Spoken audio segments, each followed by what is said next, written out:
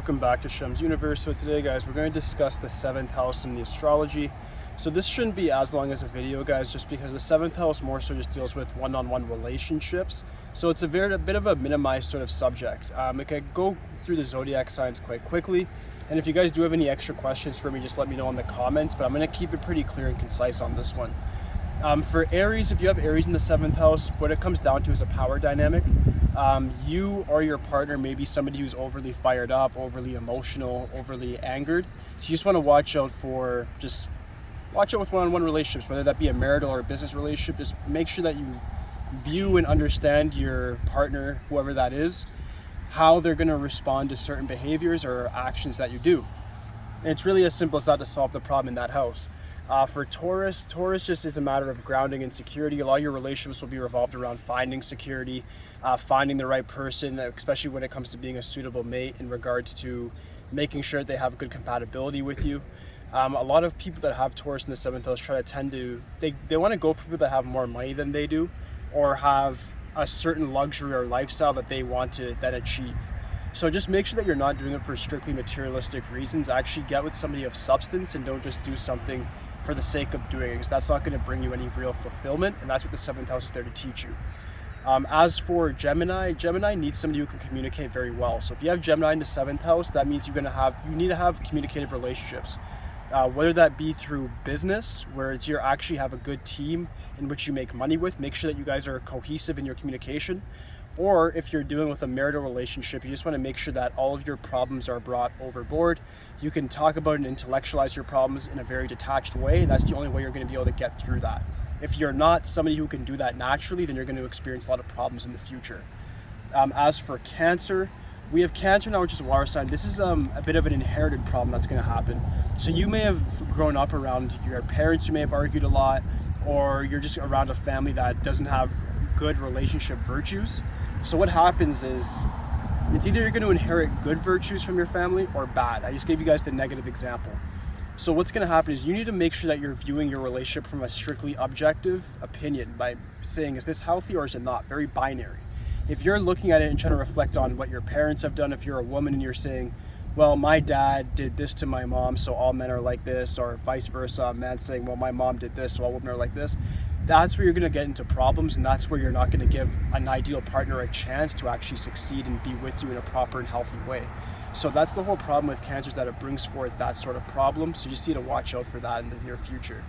As for Leo now, Leo has a problem with narcissism.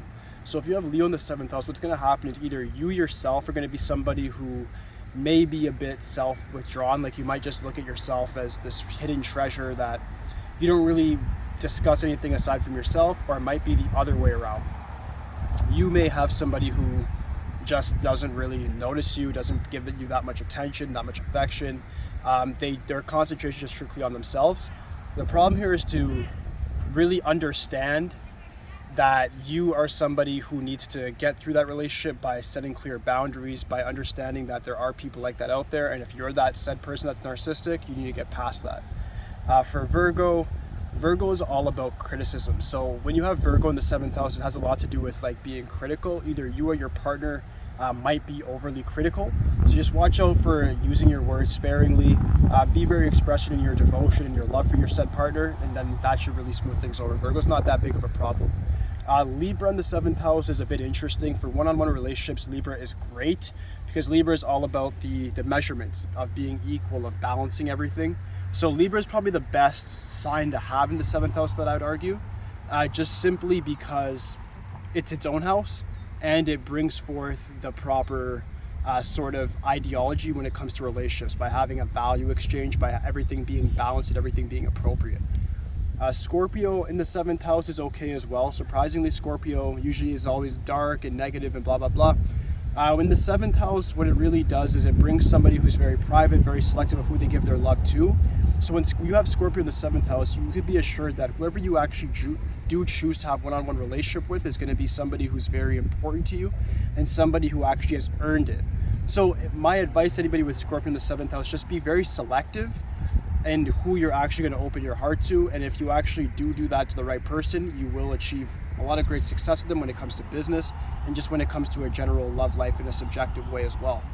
For business, Scorpios mostly do things by themselves, but you still could work with a select few people. I'd recommend no more than 3 to 4, and you could still make an ideal business with Scorpio in the 7th house as well. As for Sagittarius, Sagittarius is mostly positive all the way around. Sagittarius in this one is more so, it's actually a little bit negative. For once, it talks about the person that's going to have Sagittarius in the 7th house, but I always think that there's something better out there for them. So the problem you guys might face is that you're looking at life and you're looking at your partner and saying, yeah, well, this is wrong with them, and I found this other person that it makes the grass look greener in front of grass, like on the other hand. So what you want to do is sort of practice appreciation more so than looking for what you don't have. Because there's always going to be stuff that we don't have, and if you always look at it in that way, then you're going to understand that you're going to be very grateful for stuff that you do have, because the stuff that you do have, somebody else may not. So the lesson, if you have Sagittarius in the 7th house, would be a lot of gratitude and just being grateful and being very mindful of what you have and learning how to appreciate it in the proper and healthy way. For Capricorn actually works wonders here, just because Capricorn in the 7th house teaches somebody from early that relationships aren't easy. They're meant to be slow, not steadfast. And a person that has Capricorn here, just like with Scorpio, it's quite positive this time. You guys will actually be very patient with your partner. You'll take time to learn about your partner in every single way. And when it comes to arguments, you'll take the time to actually go away, recollect your thoughts, and then go back when you're ready to handle it very maturely.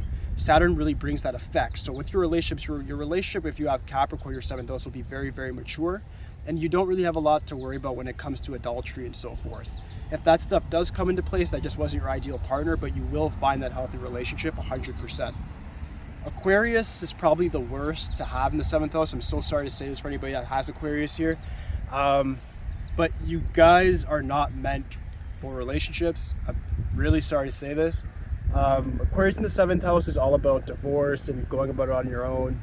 You guys can have relationships, but it's probably going to be somebody with the same exact house position as you. Like, it's probably going to be another Aquarius 7th house as well that is really against relationships, and you guys probably just end up falling in love. When it comes to business, you guys can work with any amount of people, 1-on-1 to 10-on-10 to 20 to running a company, a business, whatever.